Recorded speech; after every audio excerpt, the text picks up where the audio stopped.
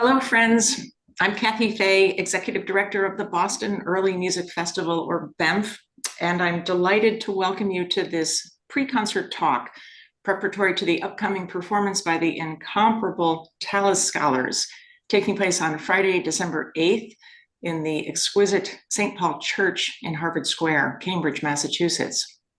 I am joined by Peter Phillips, founder and director of the Tallis Scholars, and Professor Suzannah Clark, Morton B. Knafel, Professor of Music at Harvard College. I know the two of you have had a long friendship since your days at Oxford together. And Suzannah, I understand that you are on sabbatical from Harvard this semester and teaching at Oxford, which means the two of you are both conveniently in the same time zone and a mere 60 miles or so from one another. What an honor. My sincere thanks to both of you.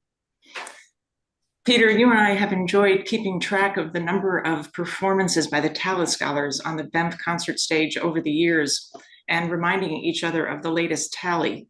If my records are correct, the upcoming concert represents the 55th consecutive performance. BEMF and the Tallis Scholars have had a long and wonderful partnership and friendship over the years. And your annual stop in Boston has become a truly cherished tradition.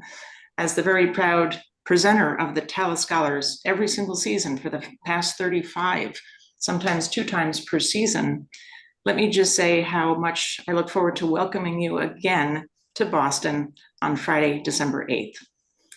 And speaking of numbers and consecutive appearances, Peter and Susie, I was so honored to join you and members of the Tallis Scholars recently in the historic surroundings of Middle Temple Hall in London, as we celebrated the 50th birthday of the Tallis Scholars. In fact, Friday, November 3rd, 2023 marked 50 years since you and the Tallis Scholars offered your very first concert at the Church of St. Mary Magdalene in Oxford. Congratulations. Peter, you have prepared a very special program for BEMF audiences titled Where Shepherds Watched, or While Shepherds Watched, focusing on the Christmas story from the perspective of the shepherds who came to the manger to worship. We look forward to hearing more about this program in a minute. But before we do, tickets for our upcoming concert by the Tallis Scholars are still available and can be purchased online by visiting the BEMF website at BEMF.org or by calling the BEMF office at 617-661-1812. For those unwilling or unable to attend our in-person performance on December 8th, virtual tickets are still available.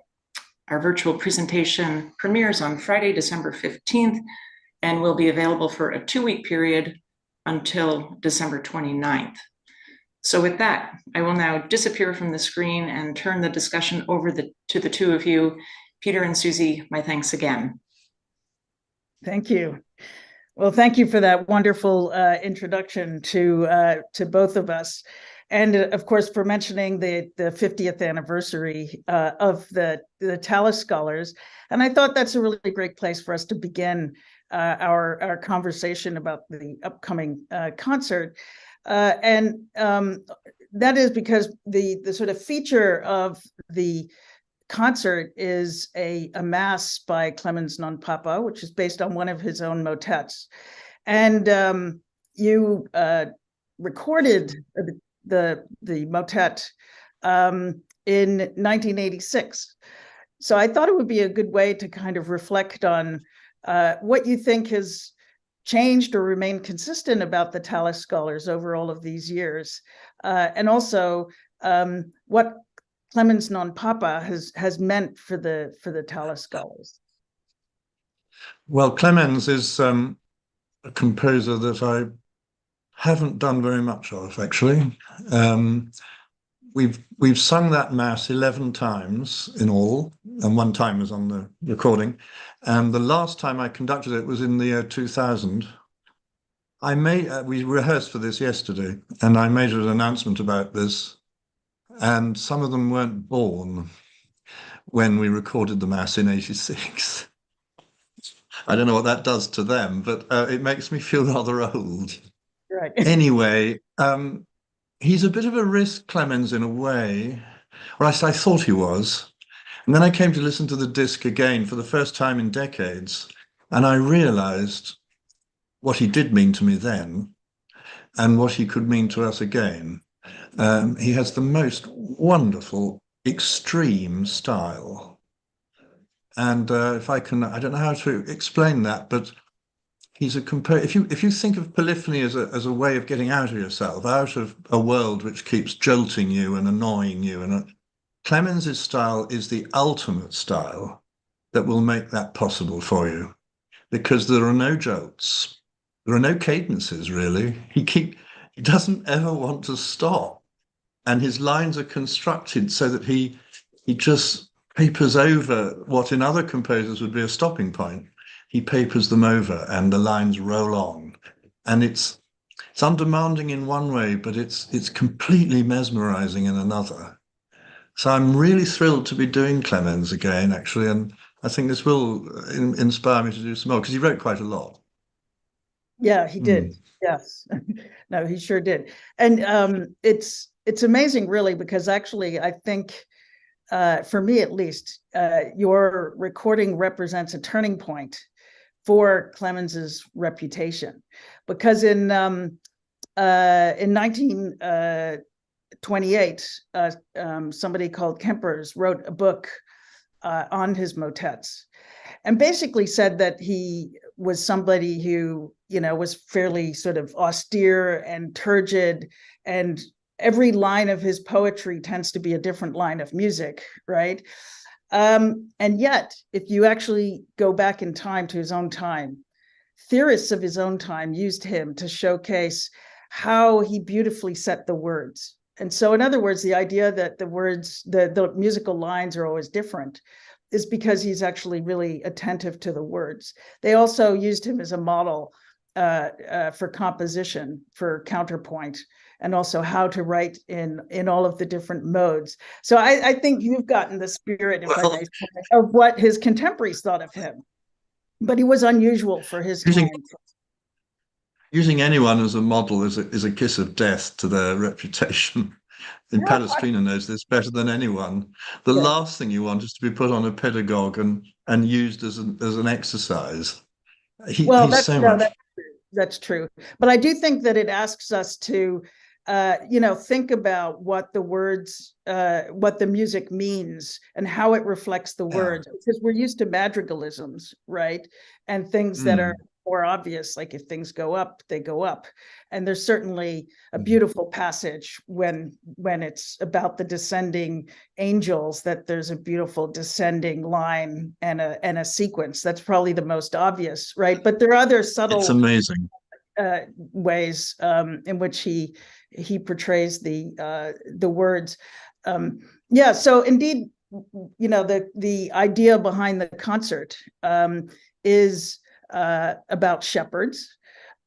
So I'm wondering if you could tell us a little bit about how you thought about the pieces that would go alongside Clemens's motet and mass. So the motet is called Pastores Quidnam Vidistis, which is the same for the mass, because it's a parody mass. And what that means is that he's based it on the full texture of the motet.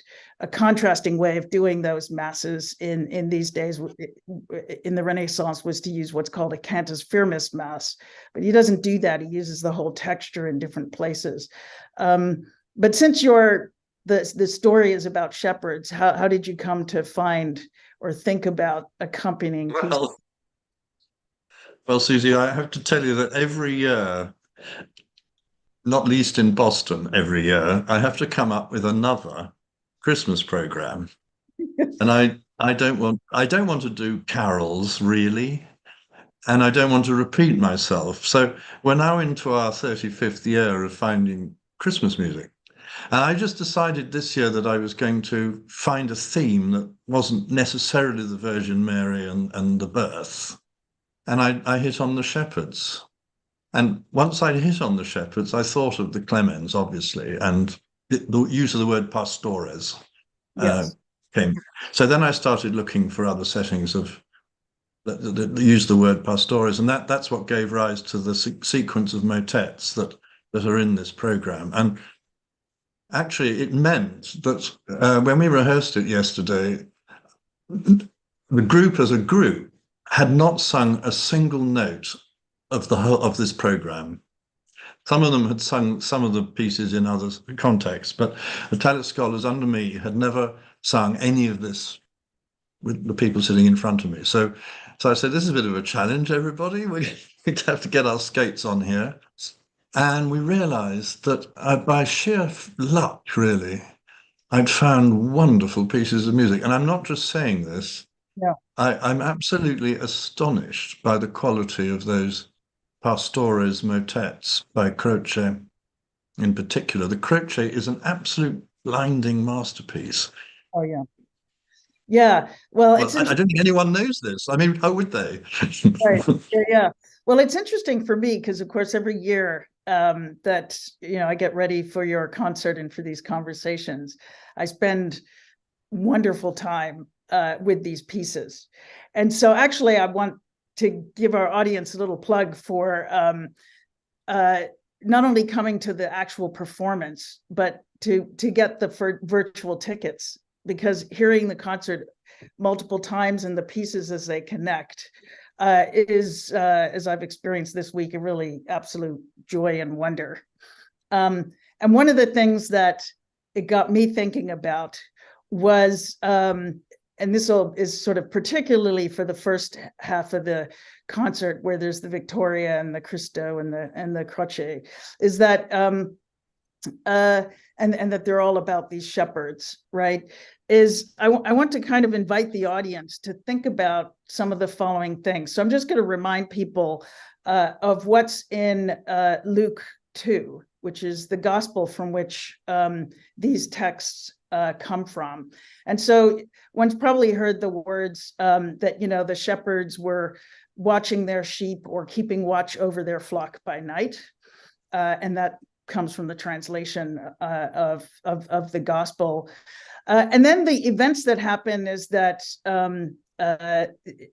it says, lo, the angel of the Lord came upon them, and the glory of the Lord shone around them, and they were afraid. So they had fear. And then the angel said unto them, fear not, for behold, I have some good news. And then the news is that one angel is joined by a number of other angels. And so suddenly there's a multitude of angels praising God and saying, glory to the God in the highest, and on earth peace, goodwill towards men. And that's the section of the gospel that ends up being used over and over again in these motets that are aligned with this mass. And so what I kind of want the audience to think about while they're listening to these pieces is that, the shepherds are watching their flock at night, so there's darkness, and there's, of course, the stars and maybe the moon. But then when the angel comes upon them, there's this really bright light. And so the question is, how do you transform light into sound? And this is something that many, many composers thought about. So I just want to kind of give a clue there with what Clemens does, is that in his motet, every time the word to see comes up, there's these long melismas. So for him, the light and seeing the light becomes these very, very long melismatic lines. Otherwise, it's mostly syllabic. And so a melisma means that there's lots of notes to a single syllable.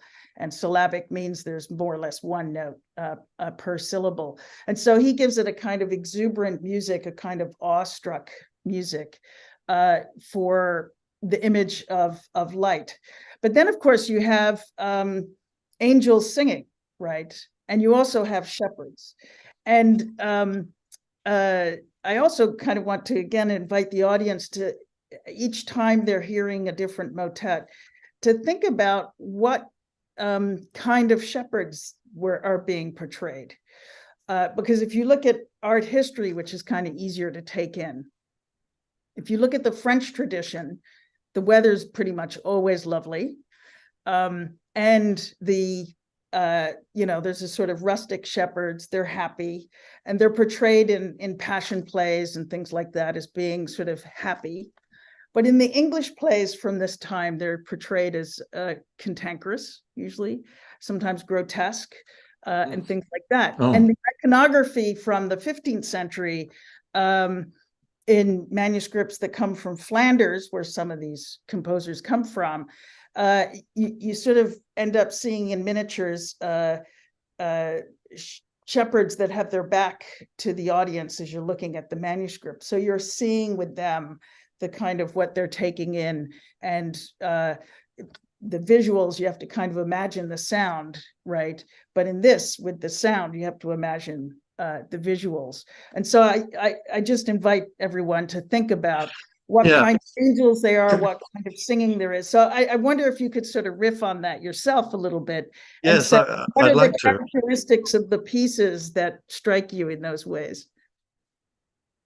Well, let me say that we've always favored the bright sound, a luminous, bright, that kind of sound, where you can hear the overtones work. If it's very well in tune, and this is a different point slightly, but if it's extremely well tuned, then they get overtones that you can't actually hear precisely, but they ring in the building. Yes. And that's the kind of sound I've always wanted. So this kind of music, with what you say, exactly what you say, suits us very well, I think. And I suppose in the program we're doing, it'll be the big Croce piece that will show it off best, or the wonderful Victoria piece, which is an absolute masterpiece. He never missed Victoria, incidentally. I can't believe how good he was.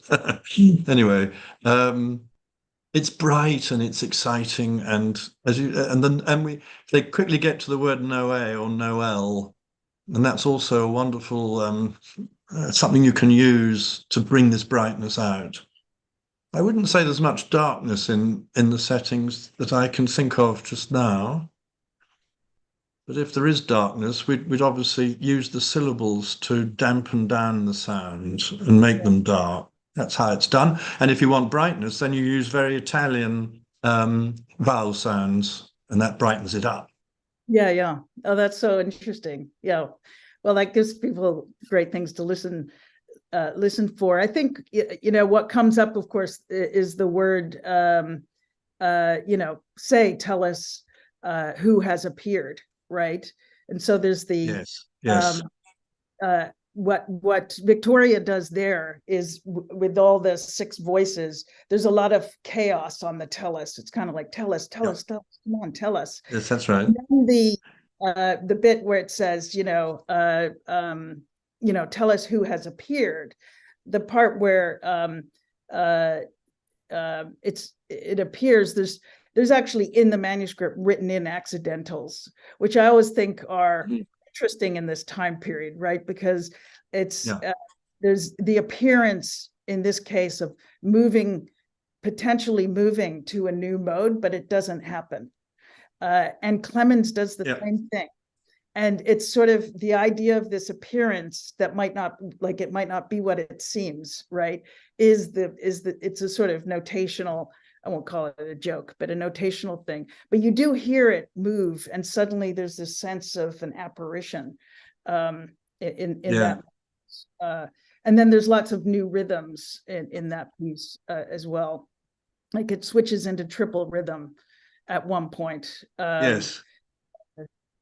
Praising the Lord. The rhythm. You mentioned madrigals earlier, and of course they're sort of lurking in the background. But Victoria and Clemens, I don't associate very strongly with madrigals, though Clemens wrote some secular worded pieces, and the sort of the rhythmic element is reduced compared with a madrigal by an out-and-out madrigalist. Monteverdi, for example, but Gesualdo or De Wet, or the rhythms in De Wet's madrigals are just impossibly exciting and different and jumpy, but that doesn't. It only happens in these pieces where we get to the triple time, and the Alleluias and the Noés, Noé, Noé, Noé, Noé, and it works brilliantly. And that cuts up the texture. It's something you look forward to. Otherwise, the texture, especially in Clemens, is smooth. Yes, very much so. I mean, in Clemens, you really have to pay attention to notice, especially in the mass, when there are these changes of texture. But every now and again, it'll be homophonic, but almost homophonic, right? Hardly. So There's very little homophony. yeah, Sorry, that's why I say it's almost, right? You really have to kind of pay attention, and there'll be a moment like an Augenblick kind of thing, and then he moves off. But there's always one voice that is doing its own thing, even if others are together. So yeah, it's. Do you have a favorite part to the mass?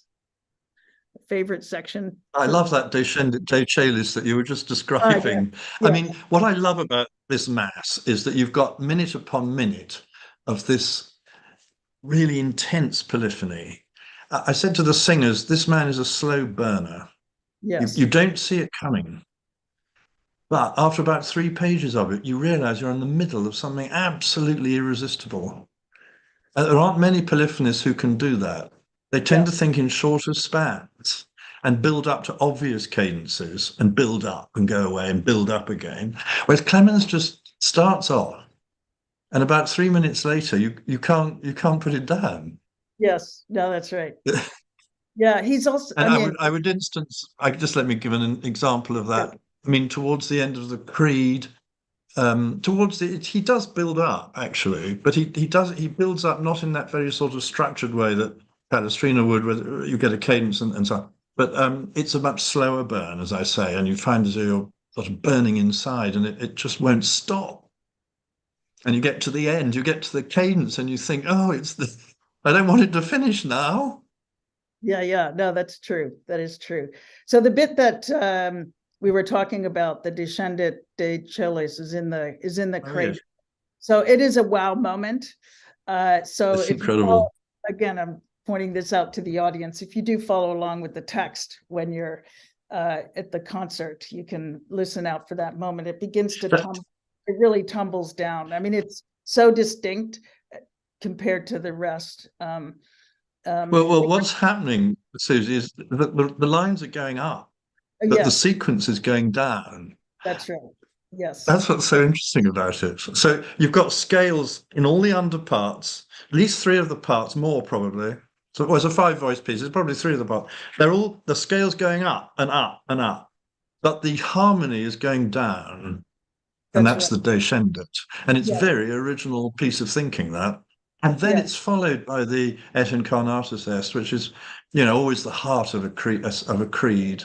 And a composer's mettle is very much on display when he gets to this point in the text, which is a very big, long text.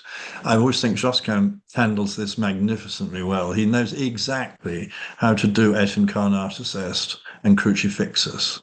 Right. And Clemens, again, he's a bit more hands-off, actually, than Josquin, but, well, wow, you get into it. It affects your brain. Yeah. No, totally. And also in the passage where it goes up but goes down in that sequence, the other voices really slow down to really. Yeah, they are. Voices. That's right. Yeah. Oh, so amazing. I can't wait to hear it. The other thing that, of course, he does in the credo to kind of give a little bit of relief to what you might call this wall of beautiful sound is that he lowers the texture to 3 voices in certain places, and that just provides a different texture, as we call it, to give some kind of relief. I don't necessarily want to do comparisons, but in some ways, the kind of long, sort of everlasting music that he creates is a little bit like Wagner of the 19th century, right? Where there aren't the endings or the cadences. Yeah. Fantastic. So you're going to end the first part of the concert with the Croce, which is this amazing piece. The Croce. Yes. Yes, this is a Venetian piece. It's in a slightly different idiom, really. It could be 100 years, almost 100 years later than the Clemens. Maybe that's a bit of an exaggeration, but it was written for that, the choir lofts in St. Mark's, absolutely standard divided choirs answering each other across a big space. But what's so good about this croce, which Palestrina is also extremely good at, is not just writing block 4 over there and then 4 over there, and then it actually is in 8 parts quite a lot of the time, or at least in 6, so that one choir is going for it over here and the other voices on the other side are joining in and sort of filling out the texture. And then you suddenly realize you've got the whole of that choir going as well. It's very clever stuff. Yeah. I particularly like that sort of thing. Okay. Excellent. Yeah, totally. Yeah. Yeah, so that's another thing, right? Is I think this program also shows a lot of different styles, right? Composers that are from Portugal and in a Venetian style and so on. So if we get to the you also include a Salve Regina by Obrecht and none other than the famous Peter Phillips. Yeah. And they're also generations apart from each other, right? So that'll really bring out very different styles. I think your viewers need to know right now that I didn't write that Salve Regina. I was going to say you're not hundreds of years old. I hope. No, it is an extraordinary thing that my parents, who knew nothing about music at all, had never heard of William Byrd, actually managed to name me after one of these composers. And Peter wasn't that common a name either. Right. Well, you're very There special. it is. I mean, I didn't mean that. But anyway, can I talk about the Obrecht a bit? Because, well, I'll talk about them both if you like. Okay. But in the second half, we sing the creed of the Clemens Mass. That's how we start the second half. And then I decided to do the Obrecht Salve, and that was a big moment of decision for me, because that Obrecht Salve is very early. I would say it's the first piece of 6-part writing. I don't know another piece as early as that, or earlier, that's in 6 voices. Do you? I mean, I'm prepared to put this up for the vote. But anyway, it is a very early piece of 6-part, and he's obviously working out how to handle 6 voices. And it's a kind of prototype work, really. It's got very, very long sections in it. And it's always been a challenge to me to make these work. They're very beautiful in themselves, but I never thought it was quite good enough to let the thing just sort of wander along in a beautiful haze. Right. He needs just a little bit more structure than that. Right. Even though you've got pages that don't seem to... They're based in the chant, that's what it is, but you're not going to hear the chant. Right. You never do. He is a very experimental composer for his time. Yeah. And you're right. He was a pioneer in 6-voice writing. Yeah. So maybe we could just wrap up by you saying something about your namesake. Who well, put it out there, was born in 1560 and died in 1628. So it's definitely not you. No. Yeah. And he went abroad from England. He'd been a chorister at St. Paul's, I think. Yes. If I remember rightly, and he went abroad like John Bull, like Richard Deering, like Dowland, and many others to escape, the religious strife that we had in this country at that time. He was presumably therefore a Catholic, or became one. He wasn't Not sure of my fact. Was he born Catholic? Oh, that I don't know, but he was a Catholic priest. No, I don't. So I don't know if he was a Catholic. All right. Yeah. But he went to Brussels anyway, and he made friends with Sweelinck, who was in Amsterdam. Yes. And there's this correspondence between them, and one was Catholic, one was Protestant, and they were writing across a big international border of real trouble, Catholic and Protestant. So there's Phillips in Brussels. And despite the fact being a Catholic, he didn't write any masses, or if he did, he only wrote one. And I've never had the opportunity to explore his music in the way that we always made those discs all along, which was a mass, single composer discs with a mass and my favorite motets. A disc by Phillips would be a succession of favorite motets. And I never wanted to make a disc that did that. It just a load of 4-minute pieces that last an hour and 10 minutes. I couldn't do that. I didn't think the disc would be interesting, even if the music is really good. Right, I see. So I'm sorry, we've never done a Phillips disc. Right. Okay. Well, he was also a terrific keyboardist. So he wrote a lot of arrangements or transcriptions of other people's motets and madrigals. So since we're doing comparisons with the 19th century, he was kind of the Liszt of his day, if you like. Yeah. Oh, I must remember that. Yes. Well, fantastic. Do you have any final thoughts, or we could wrap it up? Well, we haven't done it yet, but I think it's a great program, and I think it's so lucky that I was able to, I didn't know I'd never heard the Croce or the Cristo, who's the Portuguese composer you mentioned. I knew the Clemens. I didn't know the Phillips. I knew the Albrecht, but as it turns out, it's just the sheer strength of the repertoire. There's so much there, and I don't know how much of it we don't know at all, but I'm still spending my career trying to find some more that's that good.